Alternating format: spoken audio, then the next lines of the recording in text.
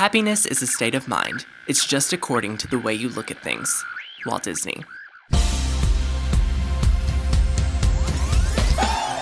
Hello everyone, thanks for listening to Disconnected, an unofficial Disney podcast of magical proportions.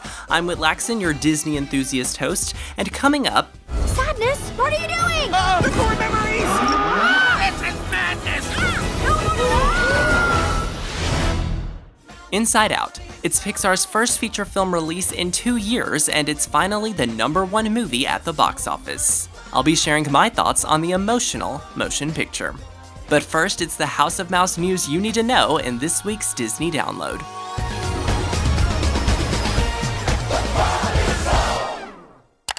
Starting off with some breaking Star Wars news, Lucasfilm has officially announced a new Star Wars anthology standalone feature that will focus on the younger life of iconic Star Wars character Han Solo.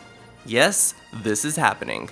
Serving as directors for the film are Christopher Miller and Phil Lloyd, who brought us the Lego Movie and the 21 Jump Street films. Serving as writers are Lawrence and John Kasdan, with Lawrence Kasdan having co-written the Star Wars classics The Empire Strikes Back and Return of the Jedi, as well as the upcoming installment of The Force Awakens.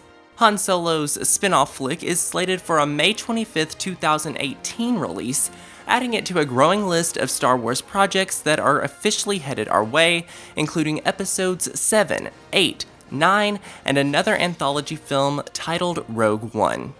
Now, I am getting so anxious and excited for this new Star Wars era, and for whatever reason, I am very confident that Disney and Lucasfilm will get these movies done right. However, there's a lot to question about a Han Solo prequel, such as who will be playing this young Han Solo. I mean, unless we're talking motion capture animation, I'm guessing it won't be Harrison Ford, but who knows? Let the casting speculation ensue. Moving on to some Disney Parks news. As of June 30th, selfie sticks are officially banned from Walt Disney World in Florida and Disneyland in California.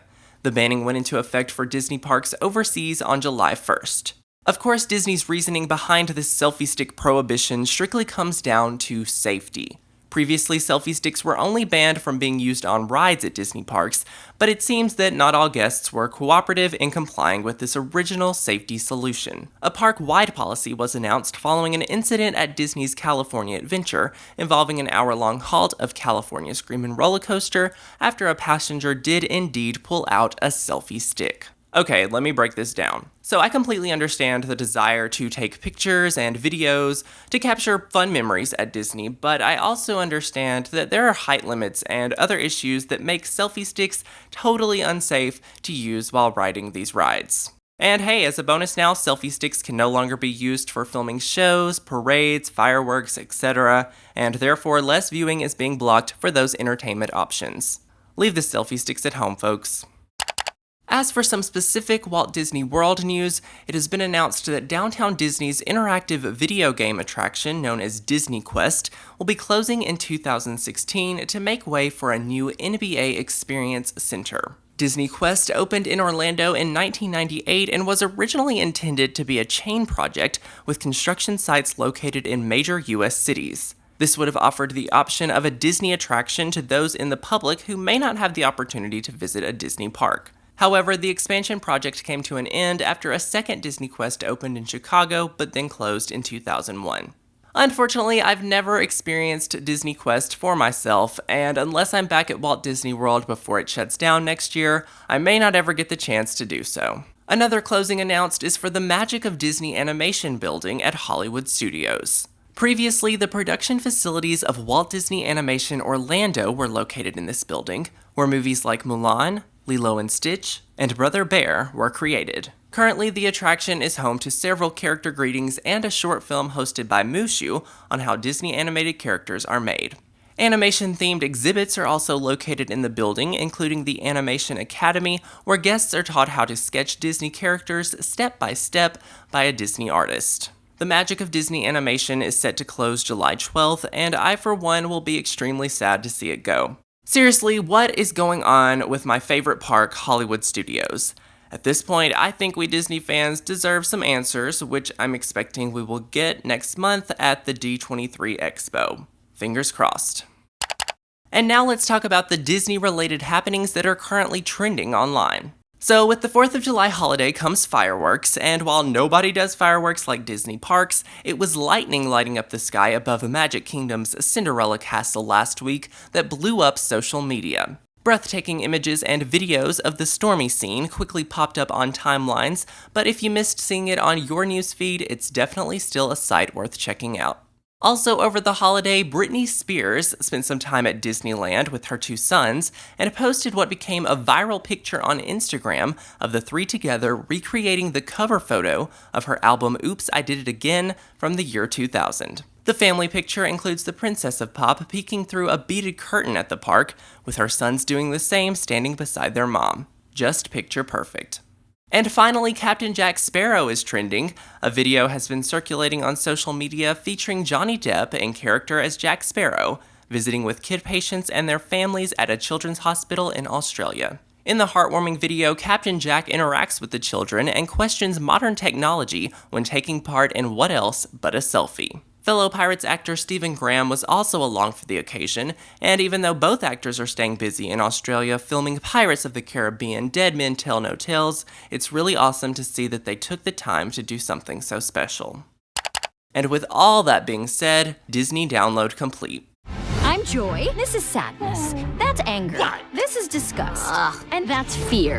We're Riley's emotions. We're what make Riley, Riley. Well, after 2 weeks of coming in at number 2 behind Jurassic World at the box office, Disney Pixar's Inside Out finally edged out the competition, taking the top box office spot over this past 4th of July holiday weekend.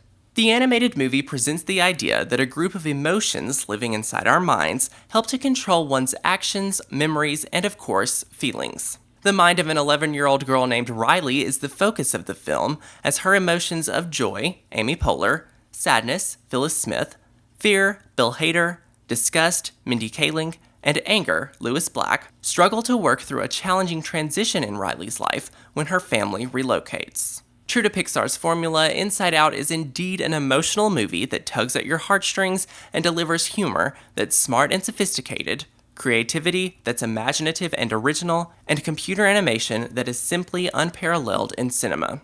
I thoroughly enjoyed this family-friendly movie, but I do want to point out that as whimsical as the film's world inside the human mind is, I would describe the underlying reality addressed in Inside Out as being fairly mature. Don't take that statement as criticism though, for I greatly appreciate the fact that Pixar does not produce kids' movies. They produce movies. Inside Out does lack a certain epic sensation found in Pixar classics such as Finding Nemo and The Incredibles, but it also falls a bit short in creating the simplicity found in such Pixar products as the Toy Story trilogy. Still, I would describe the film's overall tone as a happy medium between the two sensations. The movie features Pixar's second, but I think strongest leading female duo in the characters of Joy and Sadness. The voice performances that bring those two and the film's other characters to life are extraordinary, and while I'm not always a big fan of big-name actors starring in these animated projects, I would have to say that Amy Poehler as Joy was perfect casting. However, it was the character of Sadness who won me over. But how about you? Comment your thoughts on Inside Out and tell me what you think about all the news in this week's Disney Download. Alright, and to wrap things up again today, it's time for a segment of Top 5 Favorites, in which I'll be revealing some of my Top 5 Disney favorites. Now, after finally riding Space Mountain for the first time during my Walt Disney World vacation last month, I've officially been on every thrill ride at WDW, excluding Rock 'n' Roller Coaster. What can I say? I enjoy thrill rides, but I'm certainly more thrilled by the Disney magic of it all. Nevertheless, here we go with my top 5 favorite Walt Disney World thrill rides. At number 5, Expedition Everest at Animal Kingdom. The going backwards thing is cool, but it's not necessarily my favorite thing. Number 4 is Test Track at Epcot, aka the fastest ride at Walt Disney World. Coming in at number 3 would be Tower of Terror at Disney's Hollywood Studios. I was terrified of this ride as a kid, but my best friend Emmy did eventually get me to go on by force. At number 2 is Space Mountain at Magic Kingdom. Shout out to my buddy Brianne, who works at this attraction and got us in the Fast Pass line. And my number one favorite Walt Disney World thrill ride is Big Thunder Mountain Railroad at Magic Kingdom. Love, love, love this ride. Well, thanks so much for listening to this week's episode of Diz Connected. Of course, you can check out this podcast on iTunes, SoundCloud, and my Wit from Wit YouTube channel. You can also follow me at Wit from Wit on Twitter, Facebook, Instagram, Tumblr, Snapchat, and now Periscope. That's Wit, W-I-T, as in haha funny, from F-R-O-M, Wit, W-H-I-T-T, as in me. Oh, and a quick programming note, I have a video series from my Disney vacation that I'm about to start rolling out on my Wit from Wit YouTube channel, so make sure you're subscribed to see all the fun. Until next time, have a magical day, and I'll see you real soon, folks.